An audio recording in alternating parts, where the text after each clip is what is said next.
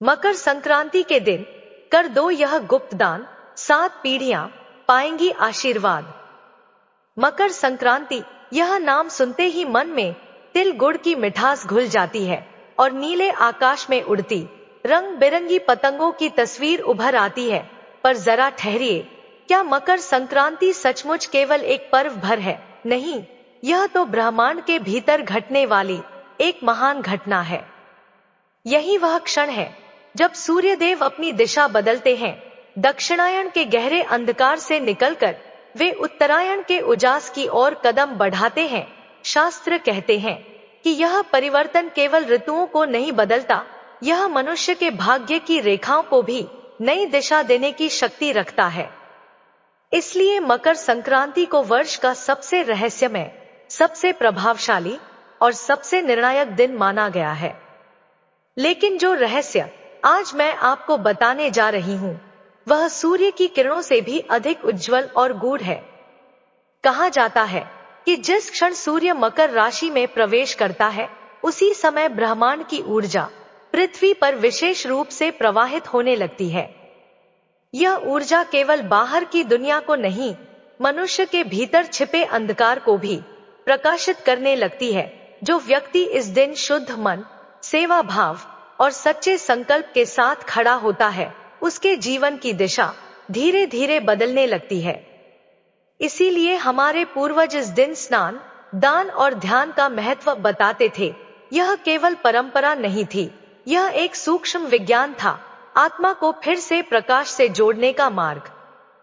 तो अगली बार जब आप मकर संक्रांति पर तिल गुड़ खाएं और पतंग उड़ाएं, तो बस इतना याद रखिए, उस आकाश में केवल पतंग नहीं उड़ रही होती, आपके भाग्य की डोर भी एक नई ऊंचाई की ओर बढ़ रही होती है।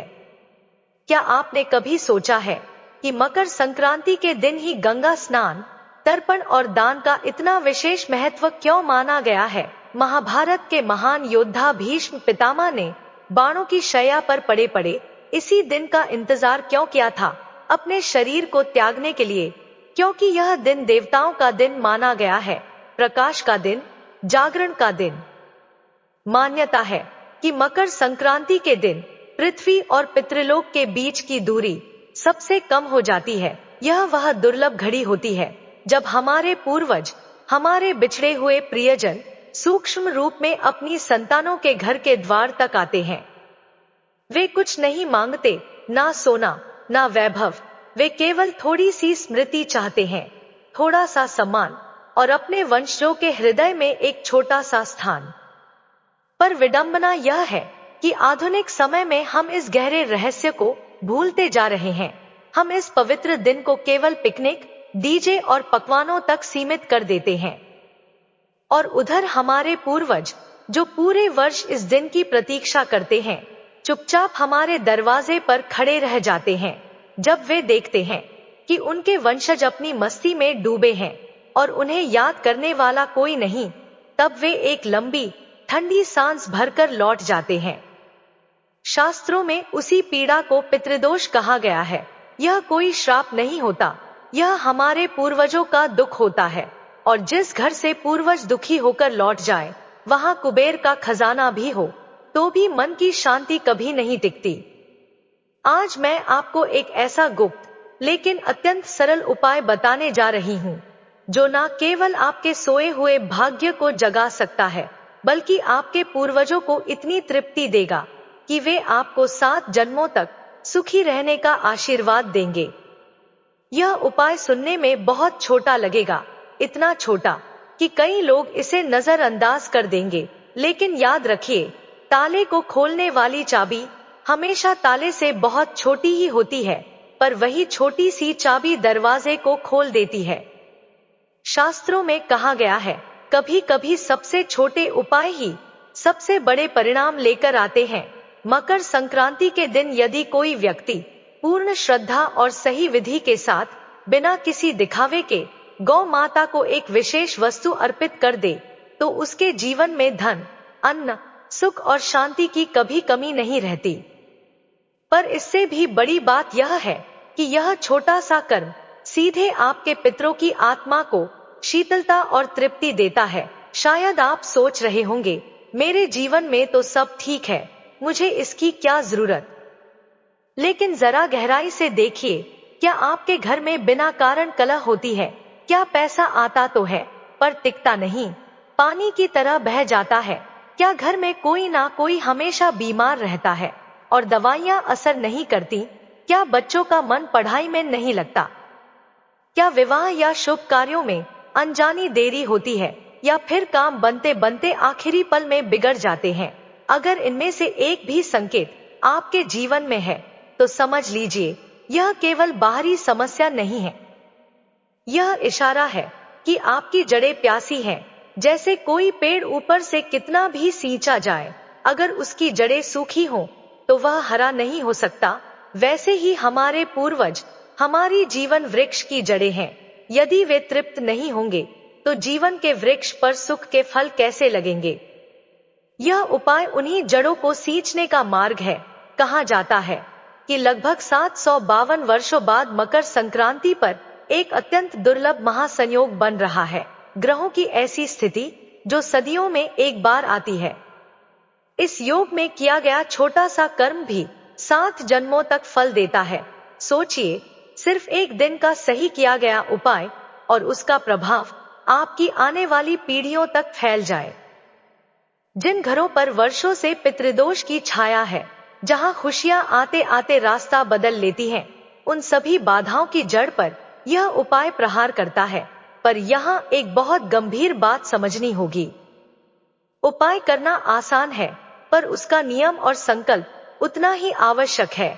अक्सर लोग यही चूक जाते हैं। वे रस्म तो निभा लेते हैं, पर श्रद्धा और सही विधि को भूल जाते हैं और तभी फल अधूरा रह जाता है। लोग उपाय तो कर लेते हैं, पर उसके पीछे जो भाव, श्रद्धा और नियम होते हैं, उन्हें नजरअंदाज कर देते हैं। फिर जब मनचाहा फल नहीं मिलता तो कहते हैं, हमने तो उपाय किया था, फिर भी कुछ नहीं बदला। इसीलिए मैं बहुत स्पष्ट शब्दों में कहना चाहती हूँ, इस उपाय के नियम थोड़े कठोर अवश्य हैं, पर वही उसकी शक्ति भी है। बिना नियम के किया गया उपाय उस बीज की तरह होता है जिसे मिट्टी तो मिल गई पर पानी नहीं मिला। ऐसा बीज कभी अंकुरित नहीं होता। इसलिए यह जानना अत्यंत आवश्यक है कि मकर संक्रांति के दिन गौ माता को क्या खिलाना है, कैसे खिलाना है, किस समय खिलाना है और मन में कैसा संकल्प रखना है, ताकि वह सीधा आपके पितरों तक पहुंचे।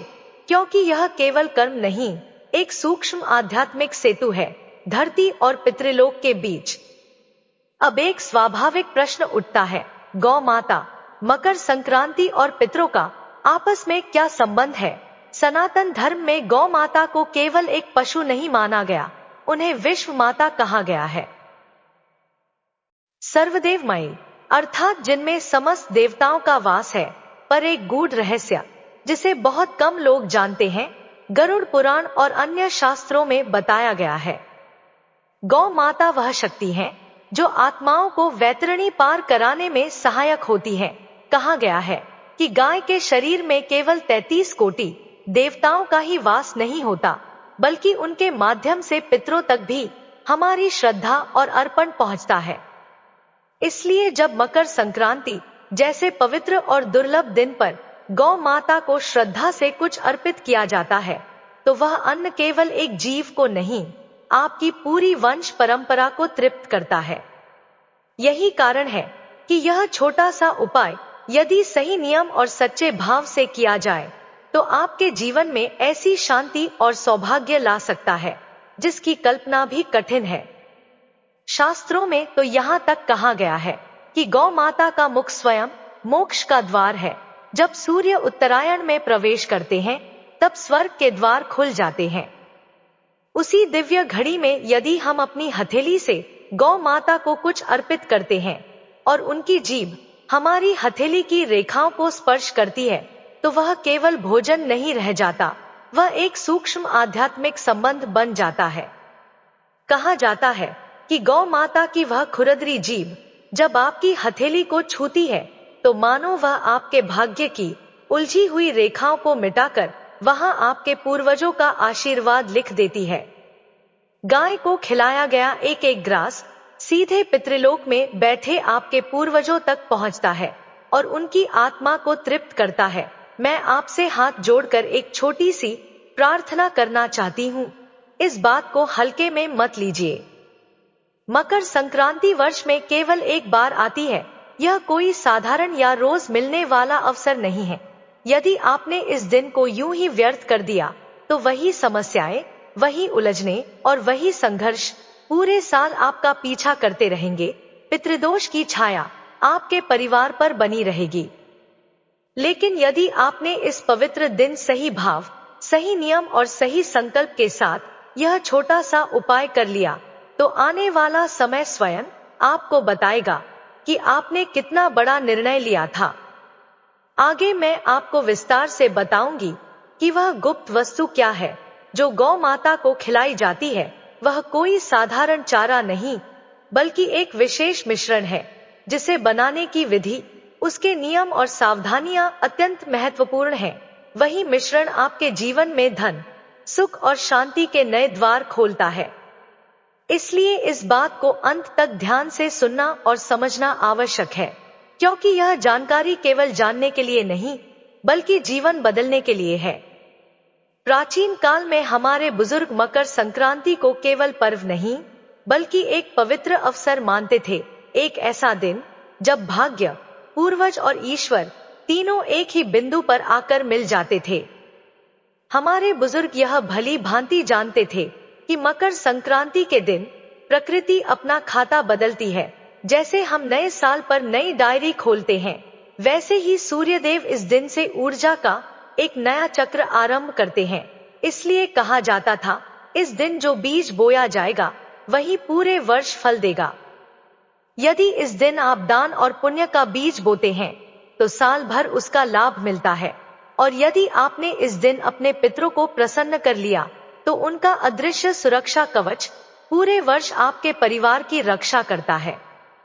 आपने देखा होगा, कई लोग दिनश रात मेहनत करते हैं, खून पसीना एक कर देते हैं, फिर भी पैसा टिकता नहीं। अन्न के भंडार भरे होते हैं, फ्रिज और अलमारियां भरी रहती हैं, पर घर के चेहरों पर संतोष नहीं होता, चैन कहीं खो जाता है। क्यों? क्योंकि जिस घर के पितर तृप्त नहीं होते वहां बरकत ठहरती नहीं। लक्ष्मी आती तो है, पर उल्टे पांव लौट जाती है। धन कर्म से बनता है, सोच से बढ़ता है और समय की समझ से टिकता है। और समय की सबसे बड़ी समझ यही कहती है कि मकर संक्रांति पर अपने पूर्वजों का ऋण चुकाने का सबसे बड़ा अवसर मिलता है। इसीलिए मकर संक्रांति पर तिल और गुड़ खाने की परंपरा है। तिल त्याग का प्रतीक है और गुड़ मिठास का। तिल का हर दाना छोटा होता है, पर जब वह गुड़ की मिठास से जुड़ता है तो एक मजबूत लड्डू बन जाता है। यह हमें सिखाता है कि परिवार में भी अगर हम अपना छोटा सा अहंकार त्याग दे और अपनी वाणी में मिठास घोल दे तो रिश्तों की डोर कभी नहीं टूटती। पुराने समय में लोग इस दिन कम बोलते थे, झगड़ा नहीं करते थे और किसी भूखे को देखकर अन्न देने से पीछे नहीं हटते थे, क्योंकि मान्यता थी कि मकर संक्रांति के दिन किया गया हर कर्म सीधे भाग्य में दर्ज होता है। अगर इस दिन घर में क्लेश हुआ या पितरों के लिए कुछ नहीं किया गया तो पूरे वर्ष अशांति की नींव पड़ जाती है। मकर संक्रांति पर प्रकृति सुनती है, लेकिन शोर नहीं, वह आपकी भावना सुनती है। यह पर्व मौन का है, दिखावे का नहीं। आज लोग दान करते समय पहले कैमरा निकालते हैं और गौशाला में गाय की सेवा से अधिक सेल्फी में व्यस्त रहते हैं। पर शास्त्र कहते हैं, दाहिने हाथ से दान करो तो बाएं हाथ को भी पता ना चले। और पितरों के लिए किया गया कार्य तो और भी गुप्त होना चाहिए। जितना छुपकर किया गया दान और पितरी कार्य होगा, उतना ही अधिक उसका फल मिलेगा। जो गुप्त उपाय मैं बता रही हूँ वह दिखावे के लिए नहीं है। यदि उसे भीड़ में खड़े होकर लोगों को दिखाने के लिए किया गया तो उसका पुण्य क्षीण हो जाएगा। यह आपके और आपके पूर्वजों के बीच का एक पवित्र, निजी और मौन संवाद है, जहां शब्द नहीं, भावना बोलती है और वहीं से भाग्य की दिशा बदलती है। जैसा कि मैंने पहले कहा था, हम धीरे धीरे उस दिशा में बढ़ रहे हैं जहां असली रहस्य छिपा है। लेकिन किसी भी उपाय को करने से पहले यह समझना अत्यंत आवश्यक है कि यह उपाय केवल गौ माता पर ही क्यों आधारित है, कुत्ते, पक्षी या किसी अन्य जीव पर क्यों नहीं। गौ माता के भीतर आपके जीवन और आपके भाग्य के अनगिनत रहस्य छिपे हुए हैं। हमारे शास्त्रों में कहा गया है, गावो विश्वस्य मातरः, अर्थात गाय पूरे विश्व की माता है। लेकिन जब बात पितरों की आती है, तब गाय का महत्व और भी गहरा हो जाता है। क्या आपने कभी ध्यान दिया है कि किसी व्यक्ति की मृत्यु के बाद उसकी अंतिम यात्रा में या श्राद्ध के समय गौदान या गौग्रास क्यों दिया जाता है? क्योंकि गाय पृथ्वी और पितृलोक के बीच की सेतु है। गरुड़ पुराण में उल्लेख आता है कि आत्मा वैतरणी नदी पार करने के लिए गौ माता की पूंछ का सहारा लेती है, अर्थात जिस तरह एक नाव यात्री को पार लगाती है, उसी तरह गाय आत्मा को अगले लोक तक पहुंचाने वाली शक्ति है। वैज्ञानिक दृष्टि से भी देखें तो गाय के शरीर से निकलने वाली आभा अत्यंत सात्विक और शांत मानी जाती है। जब कोई दुखी व्यक्ति गाय के गले लगता है तो उसका तनाव स्वतः कम होने लगता है। उसी प्रकार जब हम अपने पितरों के निमित्त कोई वस्तु गाय को अर्पित करते हैं तो उसकी दिव्य ऊर्जा उस अर्पण को सूक्ष्म लोक में हमारे पूर्वजों तक पहुंचा देती है। गाय बिना मांगे देती है, बिना शिकायत के सहती है। ठीक यही स्वभाव हमारे पूर्वजों का भी था, जिन्होंने हमारे लिए अपना जीवन खपा दिया और बदले में कुछ नहीं मांगा। इसीलिए जिस घर में गाय का सम्मान होता है और जहां मकर संक्रांति जैसे पवित्र दिन पर गौ माता को पहला ग्रास दिया जाता है, वहां पितृदोष टिक नहीं सकता। अब ध्यान से सुनिए, क्योंकि यहाँ से बात बहुत गुप्त और सूक्ष्म होने वाली है। अब मैं आपको उपाय की विधि बताने जा रही हूँ। सबसे पहले समय का ध्यान रखें। मकर संक्रांति के दिन आपको ब्रह्मा मुहूर्त में उठना है। चाहे आप पूरे साल 9 या 10 बजे उठते हो, इस एक दिन आलस्य को त्यागना होगा। ब्रह्मा मुहूर्त सूर्य उदय से लगभग 1.5 घंटा पहले का समय होता है, जब वातावरण में ईश्वर और पितरों की शक्तियां सबसे अधिक सक्रिय रहती हैं। उठते ही बिस्तर पर बैठे बैठे अपनी दोनों हथेलियों को देखें और अपने इष्टदेव तथा अपने पूर्वजों को नमन करें। फिर जमीन पर पैर रखने से पहले धरती माता से क्षमा मांगे। इसके बाद स्नान करें। इस दिन स्नान के जल में थोड़ा सा गंगाजल और काले तिल मिलाना श्रेष्ठ माना गया है। काले तिल के साथ किया गया स्नान शरीर पर जमी नकारात्मक ऊर्जा और दोषों को धो देता है और आपको इस पवित्र कर्म के लिए तैयार कर देता है। यहीं से आपके जीवन और आपके पूर्वजों के बीच वह दिव्य सेतु बनना शुरू होता है। स्नान के बाद आपको मौन धारण करना है। यही इस उपाय की सबसे बड़ी शर्त है। स्नान से लेकर गौ माता को सामग्री अर्पित करने तक ना तो व्यर्थ बातचीत, ना मोबाइल, ना टीवी, कुछ भी नहीं। मन को शांत रखिए और भीतर यह भाव जगाइए कि आज आप कुछ मांगने नहीं, बल्कि कुछ सुधारने जा रहे हैं, अपने जीवन का भी और अपने पूर्वजों के कष्टों का भी। अब आते हैं उस मुख्य अर्पण पर, जो देखने में साधारण है, पर जिसके हर दाने में ग्रहों और पितरों की स्मृति बसी मानी जाती है। इस मिश्रण को बनाने के लिए जिन वस्तुओं की परंपरा बताई जाती है, उनका प्रतीकात्मक अर्थ भी उतना ही महत्वपूर्ण है। सफेद तिल सूर्य और चंद्र का प्रतीक, मन और आत्मा में शांति लाने वाला। काले तिल शनिदेव और पितरों से जोड़े जाते हैं, पितृ तृप्ति का विशेष संकेत। गुड़ का चूर्ण सूर्य की ऊष्मा और जीवन की मिठास का प्रतीक। गुड़ को पीसकर चूर्ण बनाया जाता है ताकि वह सब में समा जाए। कच्चे चावल अक्षत, जो कभी क्षय ना हो, समृद्धि और वंश वृद्धि का प्रतीक। शुद्ध देसी घी गाय का शुक्र तत्व से जोड़ा जाता है, स्निग्धता, प्रेम और पोषण का भाव। एक चुटकी सेंधा नमक और एक चुटकी काला नमक, यह स्वाद के लिए नहीं, बल्कि प्रतीक रूप से नकारात्मकता और कटुता को दूर करने के भाव से जोड़ा जाता है। अब एक साफ बर्तन लीजिए, उसमें सबसे पहले गुड़ का चूर्ण डालिए, जैसे जीवन में मिठास का आधार रख रहे हों। फिर कच्चे चावल, सफेद तिल और काले तिल मिलाइए, मानो समृद्धि, शांति और पितृ स्मृति तीनों एक साथ आ रही हों। इसके बाद 1 चम्मच शुद्ध देसी घी डालिए ताकि यह अर्पण स्नेह और पोषण से भर जाए। अंत में सेंधा नमक और काला नमक की एक चुटकी मिलाइए, जीवन की कड़वाहट और बाधाओं को प्रतीक रूप से काटने के भाव से। अब अपनी उंगलियों से इस मिश्रण को धीरे धीरे मिलाइए, मन में मौन रखते हुए यह अनुभव कीजिए कि आप केवल सामग्री नहीं मिला रहे, बल्कि स्मृति, कृतज्ञता और करुणा को एक साथ पिरो रहे हैं। यही वह क्षण है जहां कर्म भावना से जुड़ता है और वही जुड़ाव इस परंपरा की आत्मा माना जाता है। मिश्रण तैयार करते समय मन को बिल्कुल शांत रखिए। मन ही मन अपने पूर्वजों का स्मरण कीजिए, उनके नाम नहीं, बस उनके चेहरे, उनकी छवि। भीतर से यह भाव उठने दीजिए, हे पूर्वजों, जाने अनजाने में मुझसे या मेरे परिवार से जो भी भूल हुई हो उसे क्षमा करें।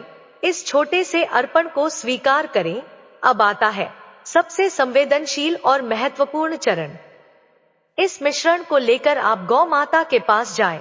ध्यान रहे, इसे किसी थाली, कटोरे या पत्तल में रखकर उनके सामने नहीं रखना है। यदि आप उसे जमीन पर रख देंगे या बर्तन में देंगे तो वह एक सामान्य दान बन जाएगा।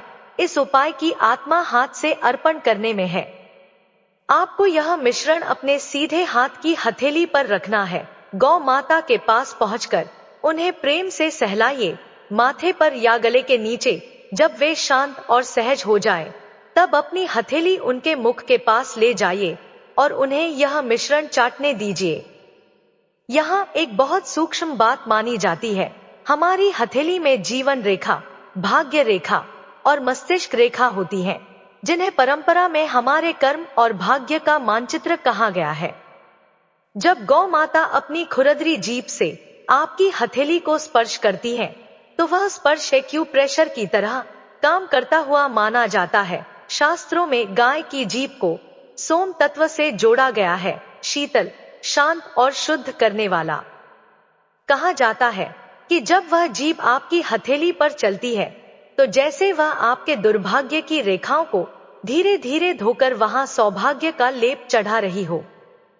विशेष रूप से यदि उनकी जीभ हथेली के मध्य भाग को छू ले, जिसे परंपरा में राहु केतु का क्षेत्र कहा जाता है, तो उसे पितृकर्म की गांठ खुलने का संकेत माना जाता है। यदि गौ माता एक बार में ना खाएं, तो जबरदस्ती बिल्कुल ना करें। कुछ क्षण रुकिए, मन में प्रार्थना कीजिए, फिर भी ना लें तो किसी दूसरी गाय के पास जाएं। यह प्रक्रिया प्रेम और सहमति से होती है, दबाव से नहीं। और सबसे जरूरी बात, खिलाते समय मन में कोई सांसारिक मांग ना रखें, ना लॉटरी, ना बीमारी, ना पैसा। मन को बिल्कुल शून्य कर दीजिए और बस यह भाव रखिए, हे मां, जो मेरे लिए और मेरे वंश के लिए सही है वही कीजिए, मैं आपकी शरण में हूं। यही वह क्षण है जहां कर्म प्रार्थना बन जाता है और प्रार्थना स्मृति बनकर पूर्वजों तक पहुंचती है। समर्पण का भाव किसी भी मांग से कहीं बड़ा होता है। यदि गौ माता यह मिश्रण खाते समय रंभाने लगे या खाने के बाद अपना सिर आपके शरीर से रगड़े, तो समझ लीजिए आपके पूर्वज अत्यंत प्रसन्न हैं और उन्होंने आपका भोग स्वीकार कर लिया है। यह एक अत्यंत शुभ संकेत माना जाता है। जब गौ माता आपकी हथेली से पूरा मिश्रण खा लें, तब अपनी खाली हथेली को अपने सिर से लगा लें, मानो उनका आशीर्वाद ले रहे हों। उसके बाद बिना पीछे मुड़े शांति से लौट आए और अपने हाथ धो ले। लेकिन यहाँ उपाय समाप्त नहीं होता। इस उपाय की शक्ति को बनाए रखने के लिए आपको 3 संकल्प लेने होते हैं और ये संकल्प पूरे वर्ष निभाने होते हैं। यही इस उपाय की सच्ची दक्षिणा है। पहला संकल्प, अन्न का अपमान नहीं। आज के बाद आप थाली में उतना ही भोजन लें जितनी भूख हो। अन्न का अपमान सीधा मां अन्नपूर्णा और पितरों का अपमान माना जाता है। जिस घर में अन्न नाली में बहता है, वहां लक्ष्मी ठहर नहीं पाती। दूसरा संकल्प, मूक प्राणियों की सेवा। महीने में कम से कम एक बार किसी ना किसी जीव, गाय, कुत्ता, पक्षी या किसी भी निराश्रित प्राणी के लिए भोजन की व्यवस्था करें। यह नियम मकर संक्रांति से शुरू होकर पूरे वर्ष नहीं टूटना चाहिए। तीसरा संकल्प, कलह से दूरी। घर की रसोई में और भोजन करते समय झगड़ा ना हो। भोजन शांति से करें, क्योंकि अन्न केवल पेट नहीं भरता, वह घर की ऊर्जा भी बनाता है। यह कोई जादू टोना नहीं है, यह जीवन जीने का एक सात्विक तरीका है जिसे हम धीरे धीरे भूलते चले गए। यह उपाय एक बीज की तरह है। जब आप इसे मकर संक्रांति की उपजाऊ भूमि में गौ माता के माध्यम से पितरों तक पहुंचाते हैं, तो यही बीज एक विशाल वट वृक्ष बनकर आपको छाया देता है। अब स्वाभाविक है कि आपके मन में प्रश्न उठे, इस उपाय के बाद क्या होगा? क्या मैं रातों रात करोड़पति बन जाऊंगा? क्या नोटों की बारिश होने लगेगी? मैं आपको झूठे सपने नहीं दिखाऊंगी। सनातन धर्म के उपाय जादू नहीं होते, वे ऊर्जा और अनुशासन का विज्ञान होते हैं। इस उपाय का पहला और सबसे गहरा प्रभाव वहां दिखता है जहां असली समस्या होती है, स्थिरता। आज के समय में पैसा आता तो है, पर टिकता नहीं। जैसे फटी जेब में डाले सिक्के। यदि पितर अप्रसन्न हो तो धन दवाइयों, विवादों और बेवजह के नुकसान में बह जाता है। लेकिन इस उपाय के बाद सबसे पहला परिवर्तन यही महसूस होगा कि आपके खर्चों पर लगाम लगने लगेगी। जो पैसा पहले पानी की तरह बह जाता था, वह अब घर में टिकने लगेगा, और यहीं से सुख और शांति का सच्चा आरंभ होता है। जो अचानक आने वाली मुसीबतें आपकी जमा पूंजी को निगल जाती थी, वे धीरे धीरे कम होने लगेंगी। यही तो असली बरकत है। जब पितर तृप्त होते हैं तो वे घर के द्वार पर अदृश्य पहरेदार बनकर खड़े हो जाते हैं। देवी लक्ष्मी का स्वागत करते हैं और दरिद्रता को भीतर आने से रोक देते हैं। धन से भी बड़ी दौलत होती है शांति। जिन घरों में पितृदोष होता है, वहां हवा तक भारी लगती है। बिना बात के झगड़े, भाई भाई में मनमुटाव, पति पत्नी में तनाव, ये सब संकेत होते हैं कि घर की ऊर्जा बिगड़ी हुई है। मकर संक्रांति के दिन गौ माता के माध्यम से जब आप अपने पूर्वजों तक वह तिल, गुड़ और नमक से युक्त भोग पहुंचाते हैं, तो उसका सीधा प्रभाव घर के वातावरण पर पड़ता है। आप महसूस करेंगे कि जैसे किसी ने भारी पर्दा हटा दिया हो। घर हल्का लगने लगेगा। लोग एक दूसरे की बात सुनने और समझने लगेंगे। जो बच्चे पहले छोटी छोटी बातों पर घबरा जाते थे, वे शांत होने लगेंगे। यह उपाय रिश्तों में वही मिठास घोल देता है जो आपने गुड़ के रूप में अर्पित की थी। विवाहित जीवन में सहनशीलता बढ़ती है, और जिस घर में कलह नहीं होता, वहां देवताओं का वास अपने आप हो जाता है। कई बार देखा जाता है कि सब कुछ ठीक होने पर भी बच्चों का विवाह नहीं हो पाता। रिश्ते आते हैं, बात पक्की होने लगती है और अचानक टूट जाती है, या संतान प्राप्ति में अनजानी बाधाएं आती रहती है। शास्त्रों के अनुसार वंश, विवाह और संतान का सीधा संबंध पितरों से माना गया है। यदि वे अप्रसन्न हो तो वंश की बेल आगे नहीं बढ़ पाती। यह उपाय उन अदृश्य बेड़ियों को काटने का काम करता है। मैं यह नहीं कहती कि उपाय करते ही अगले दिन शहनाइयां बजने लगेंगी, पर यह निश्चित है कि जो अड़चने थी वे हटने लगेंगी। विवाह के योग बनने लगेंगे। अच्छे रिश्ते स्वयं चलकर आने लगेंगे। क्योंकि जब पितर आशीर्वाद देते हैं तो वे केवल धन नहीं देते, वे अपने वंश का मार्ग भी प्रशस्त करते हैं। व्यापार में होने वाले कई नुकसान मेहनत की कमी से नहीं, बल्कि गलत समय पर लिए गए गलत फैसलों से होते हैं। भ्रम, जल्दबाजी, धोखेबाज लोगों पर भरोसा। परंपरा में इसे राहु केतु की अशांति से जोड़ा जाता है। जब गौ माता आपकी हथेली को चाटती है तो कहा जाता है कि ये ग्रह शांत होते हैं। इसका परिणाम यह होता है कि आपकी निर्णय शक्ति स्पष्ट होने लगती है। आप सही और गलत में फर्क समझने लगते हैं। व्यापार में नए ग्राहक मिलने लगते हैं। पुराने अटके हुए पैसे लौटने की उम्मीद जागती है, और नौकरी में जो लोग आपको परेशान कर रहे थे, उनका व्यवहार भी धीरे धीरे बदलने लगता है। यही वह सूक्ष्म परिवर्तन है जहां से भाग्य नई दिशा लेना शुरू करता है। जैसे जैसे यह साधना अपने प्रभाव दिखाने लगती है, व्यक्ति को स्वयं अनुभव होने लगता है कि अब परिस्थितियां उसके विरुद्ध नहीं बल्कि उसके पक्ष में चलने लगी है। जो काम पहले अटक जाते थे वे अब सहजता से पूरे होने लगते हैं। सबसे बड़ा परिवर्तन जो भीतर घटता है वह है डर का धीरे धीरे समाप्त हो जाना। पितृदोष से पीड़ित व्यक्ति के मन में हमेशा एक अनजाना भय, चिंता और असुरक्षा बनी रहती है। उसे हर समय लगता है कि कुछ ना कुछ बुरा होने वाला है, चाहे बाहर सब ठीक दिखे, भीतर मन अशांत रहता है। लेकिन जब मकर संक्रांति के दिन श्रद्धा और विधि से गौ माता के माध्यम से पितरों को भोग अर्पित किया जाता है तो यह अदृश्य बोझ धीरे धीरे उतरने लगता है। मन में एक गहरी शांति उतर आती है। ऐसा प्रतीत होता है जैसे कोई अदृश्य शक्ति आपके चारों ओर सुरक्षा कवच बनाकर खड़ी हो गई हो। यही आंतरिक सुरक्षा और आत्मविश्वास जीवन में बड़े निर्णय लेने की शक्ति देता है। व्यक्ति जोखिम लेने से डरता नहीं, आगे बढ़ने का साहस पाता है और यही साहस आगे चलकर सफलता का द्वार खोल देता है। इसीलिए मकर संक्रांति को केवल एक पर्व नहीं बल्कि एक दिव्य अवसर कहा गया है। वर्ष में 365 दिन होते हैं, लेकिन यह एक दिन ऐसा होता है जब सूर्य उत्तरायण होकर मानव ब्रह्मांड की ऊर्जा का द्वार खोल देता है। प्राचीन काल के ऋषि और हमारे बुजुर्ग मूर्ख नहीं थे जो इस दिन को इतना महत्व देते थे। वे जानते थे कि इस दिन किया गया छोटा सा दान भी आने वाली 7 पीढ़ियों तक फल दे सकता है।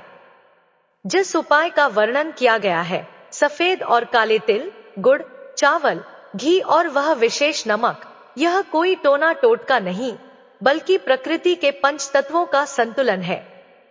तिल आपके पुराने कर्मों और पापों को धोने का कार्य करते हैं, गुड़ आपके भाग्य में मिठास घोलता है, नमक नकारात्मक ऊर्जा और बुरी दृष्टि को काटता है, घी जीवन में तेज और शुभता लाता है और गौ माता की सेवा आपके पितरों को तृप्त करती है।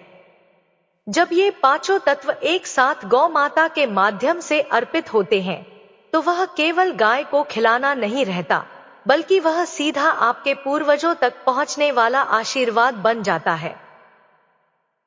इसलिए मकर संक्रांति के दिन एक छोटा सा लेकिन पवित्र संकल्प लें। सुबह जल्दी उठें, स्नान करें, मन को शांत करें, मोबाइल और शोर से दूर रहें, पूर्ण श्रद्धा और मौन के साथ यह भोग गौ माता को अर्पित करें। कोई दिखावा नहीं, कोई लालच नहीं, बस शुद्ध भाव। और फिर देखिए, आने वाला समय स्वयं बताएगा कि आपने उस एक दिन में कितना बड़ा परिवर्तन अपने भाग्य की दिशा में कर लिया था। मित्रों, अगर इस वीडियो ने आपके मन को छुआ हो, आपके भीतर आशा, विश्वास और सकारात्मकता जगाई हो तो कमेंट में अपने भाव अवश्य लिखिए। आपकी एक छोटी सी प्रतिक्रिया हमें आगे और बेहतर, सच्चा और उपयोगी कंटेंट लाने की शक्ति देती है। इस वीडियो को लाइक करें ताकि यह संदेश और लोगों तक पहुंचे। इसे अपने परिवार और मित्रों के साथ शेयर करें ताकि वे भी इस ऊर्जा को महसूस कर सकें और हमारे चैनल को सब्सक्राइब करें, क्योंकि यहाँ हम सिर्फ कहानियाँ नहीं, जीवन बदलने वाले विचार साझा करते हैं। आपका साथ ही हमारी सबसे बड़ी प्रेरणा है। धन्यवाद।